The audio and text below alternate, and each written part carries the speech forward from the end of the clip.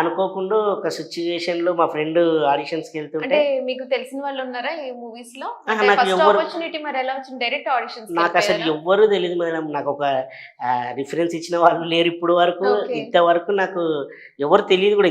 ఇన్ని సినిమాలు చేశాను హ్మ్. గదా! మళ్ళీ నేనెళ్లి అడగను గూడా నేను.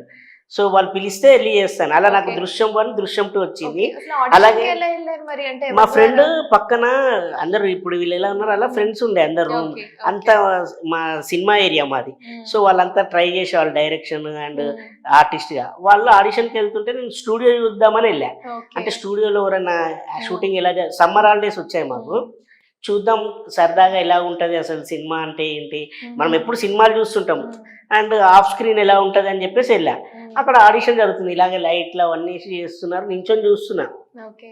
మా ఫ్రెండ్ వేరే ఆర్టిస్టులు అందరూ ఇచ్చేశారు. హ్మ్. ఒక అసిస్టెంట్ డైరెక్టర్ వచ్చి నన్ను పర్టిక్యులర్‌గా అడిగారు. "మీరు గూడా ఆర్టిస్టా?" అన్నాడు. హ్మ్. "అవును సార్" అన్నా. హ్మ్. "రండి" అన్నాడు.